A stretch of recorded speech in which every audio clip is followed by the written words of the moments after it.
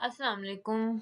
मेरा नाम ईमान फ़ातिमा है और आज हम फाइंड करेंगे alpha, beta and risk free return. इसके लिए हमें सबसे पहले एक कंपनी चाहिए जो कि पीएसएक्स पे रजिस्टर्ड हो। जो कंपनी पीएसएक्स पे रजिस्टर्ड होगी हम वो कंपनी लेंगे। देन हम लोग फाइंड करेंगे उसकी स्टॉक प्राइस निकालेंगे। उसकी स्टॉक प्राइस हम उस कंपनी से लेकर एक्सेल पर हम लोग उसको कॉपी कर लेंगे। हमने इसको एक्सेल पे डेट वाइज कॉपी कर लिया है। हमने ली है इसकी डे बाय डे 3 इयर्स की स्टॉक प्राइसेस। देन हमने ली है केएससी इंडेक्स की प्राइसेस। वो हमने ली है केएससी 100index.com। इसकी वेबसाइट पे जाएंगे हम, उधर से हम इसकी डेट सेट करेंगे। हमने उसकी भी 3 इयर्स की ली है। देन हम इसका निकालेंगे कंपनी का रिटर्न। कंपनी का रिटर्न निकालेंगे तो उसके लिए हमें चाहिए स्टॉक की प्राइसेस। स्टॉक की प्राइसेस हमारे पास ये अवेलेबल हैं। देन हम इसमें से स्टॉक की प्राइसेस लेंगे। स्टॉक की first price minus second price, no no, stock की सेकंड प्राइस लेंगे फर्स्ट एंड देन इसको माइनस कर देंगे फर्स्ट प्राइस से, देन डिवाइड कर देंगे सेकंड से। तो ये हमारा फॉर्मूला है, ये हमारा कंप्लीट हो जाएगा। देन हम फर्स्ट हमारे पास ये वैल्यू आ जाएगी। देन हम इसको कर्सर को डाउन करेंगे तो हमारे पास ये सारी इसकी वैल्यूज आ जाएंगी। देन हमने कंपनी रिटर्न फाइंड करने के बाद हम करेंगे कंपनी रिटर्न की एवरेज फाइंड। एवरेज फाइंड करने के लिए हमारे पास है जी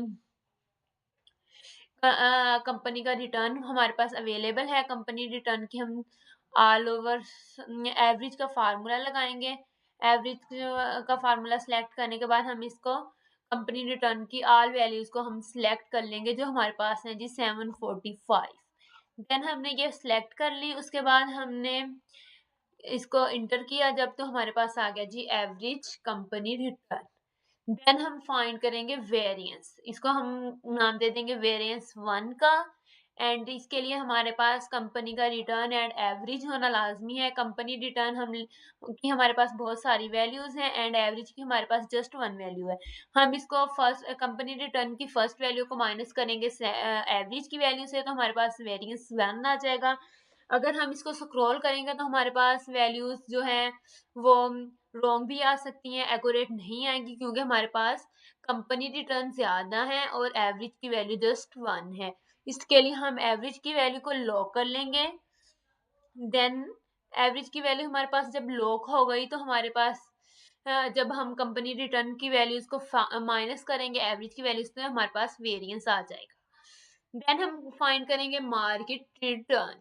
मार्केट रिटर्न फाइंड करने के लिए हमारे पास जो है कैसी इंडेक्स की वैल्यूज होना लाजमी है। इसकी प्राइस की वैल्यूज ही हमारे पास सारी की सारी अवेलेबल है। उसमें से हमने सेकंड वैल्यू को माइनस करना है फर्स्ट से एंड देन डिवाइड करना है हमने इसको सेकंड पे। जैसे कि हमने कंपनी का रिटर्न फाइंड किया था, सेम एज इट इज हमने फाइंड कर लेना है मार्केट रिटर्न। हमने ये सारा मार्केट रिटर्न फाइंड कर लिया है। अब उसके बाद हमने निकालनी है इसकी मार्केट रिटर्न की average. Same as it is निकलेगी, जैसे कि हमने कंपनी रिटर्न की एवरेज निकाली ऐसे ही हमने मार्केट रिटर्न की एवरेज निकालनी है। मार्केट रिटर्न की एवरेज निकालने के बाद निकालने के लिए हमारे पास अवेलेबल है मार्केट रिटर्न्स। मार्केट रिटर्न्स की एवरेज निकालने के लिए हमने एवरेज का फार्मूला अप्लाई किया। देन हमने सेलेक्ट की मार्केट रिटर्न्स की ऑल वैल्यूज। इसको या तो हम सिलेक्ट कर लेंगे सारी की सारी वैल्यूज, अदरवाइज हम लोग इसमें G3 commas G745, 745 mean 745 values हैं। हमने सारी इसमें लिखेंगे तो ये सारी हमारी सिलेक्ट हो जाएंगी। इसके लिए जब हमारे पास ये सिलेक्ट होगी तो हमने इंटर प्रेस किया तो हमारे पास ये वाली वैल्यूज आ गई इसकी। देन हम इसका वेरिएंस फाइंड करेंगे। पहले हमने जो वेरिएंस फाइंड किया था वो कंपनी रिटर्न का था, अब हम मार्केट रिटर्न का वेरिएंस फाइंड करेंगे।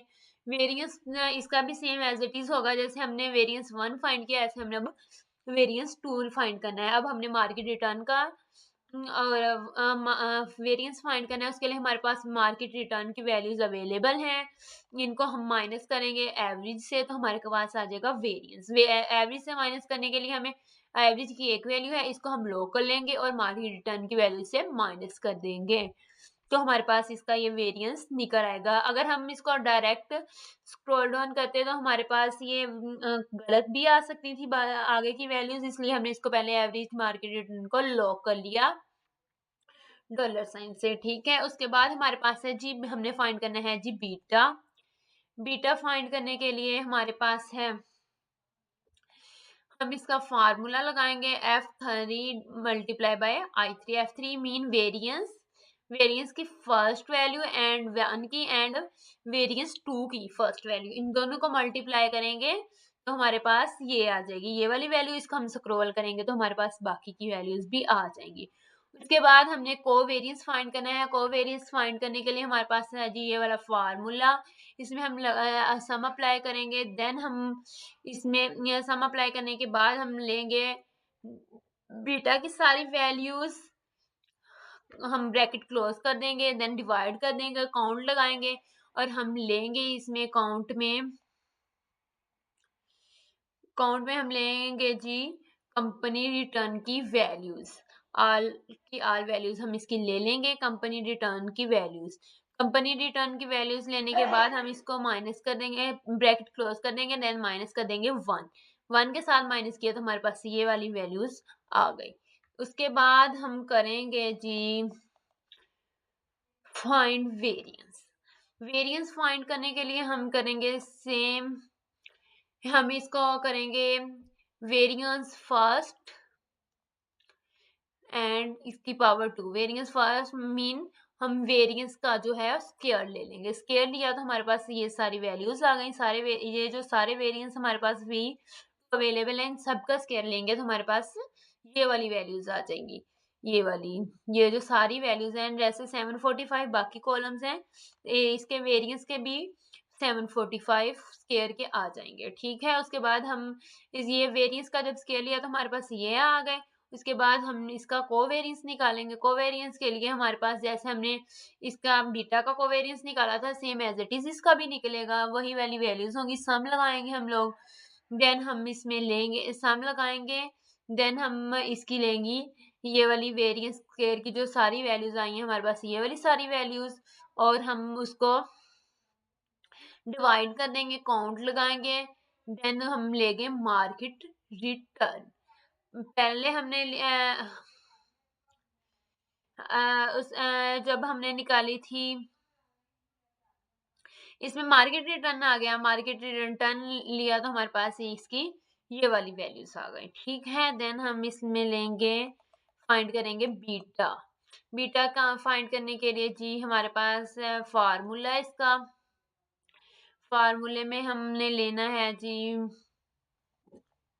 बीटा फाइंड करने के लिए हमने लेना है जी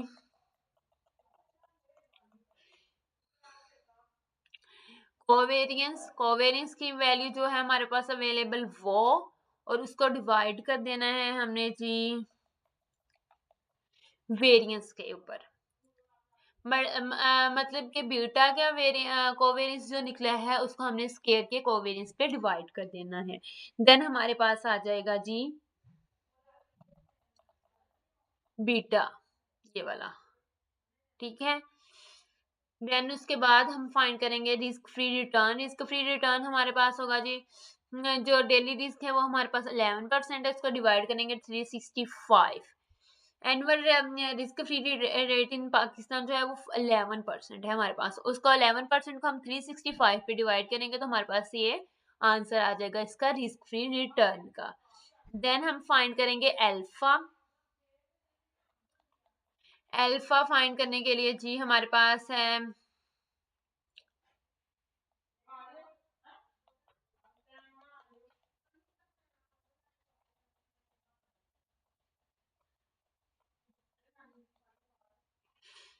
अल्फा फाइंड करने के लिए हम एवरेज कंपनी रिटर्न लेंगे, उसको माइनस कर देंगे हम लोग। एवरेज कंपनी रिटर्न को माइनस करना है हमने जी रिस्क फ्री रिटर्न से, देन प्लस कर देना है हमने उसको बीटा, ये जो कंपनी का बीटा निकाला हमने वो वाला, उसको बीटा में से प्लस कर देना बीटा के साथ, देन मल्टीप्लाई करना है हमने जी इसको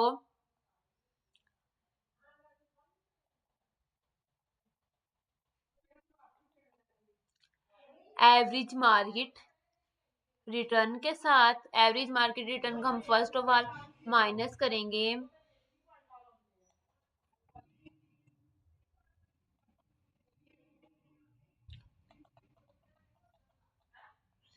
रिस्क फ्री रिटर्न के साथ। ये हमारे पास फार्मूला है जी अल्फा का, हमारे पास अल्फा निकल आएगा।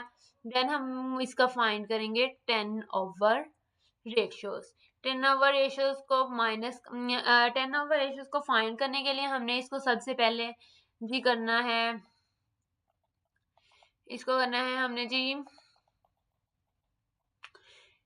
हमने लेनी है एवरेज कंपनी का रिटर्न। एवरेज कंपनी रिटर्न लेने के बाद हमने लेना है इसका